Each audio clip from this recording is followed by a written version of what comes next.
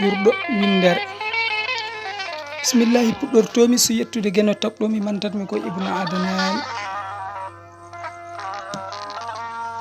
toɗɗaɗo nelal ha timmi lowanjurum hakkille timmi yo yettunoy nelal rabbi rahmani. kanko woni biyaru Muhammadu ibnu abdillahi hande duuɓi capannayyi timmi lomtiɗon inde rasulullahi. weli yimde ko rasulallahi ngo ayiba to muɗum wodani kanko woni tagiraɗo faabu windere. salinoɓe nelal ma mbi wodani battidi ko hoyɓe teddani so wona ɓe Allah heɓɓiti hen tawi lelani. goto jiɗaɗo ko annabi kala keddiɗo yiɗira ko saabu yidde ɗum annabi ko on tan woni jiɗaɗo to rabbi rahmani. mbeɗa eto yuɓɓinde yimre annabi saabi ɗum ko gillami annabi hayso ɗemgalam wawani jangtade man weltinirɗum ɓe yiɗɓe annabi.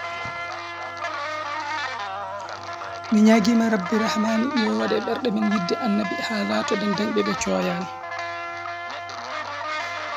fuɗɗode gilli ko yidde annabi wortorde gilli ko yidde annabi ko ɗin goni gilli ɗi gaybani.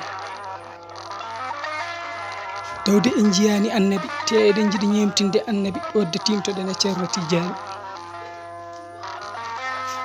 o ko pawɗo felo mumi felo annabi o wona Allah e annabi o haalani walla ceerno makko Cheikh Tidiani.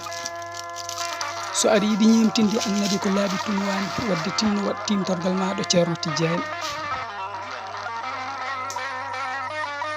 so guitema ceedaki rasulullahi te aɗa yiiɗi yiide rasulullahi tinno armadina pawa guitema e ceerno Tidiani.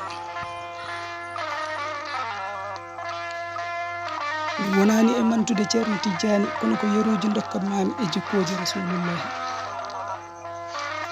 wadde mi ñaguima rabbi rahmani yo waɗe ɓerɗe men yidde rasulullahi ha latoɗen hoddiɓe makko to nder aljannaji.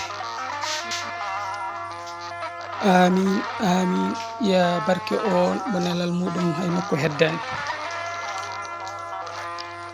Mansour Diallo ñande 29 lewru yarkoma hitande 2024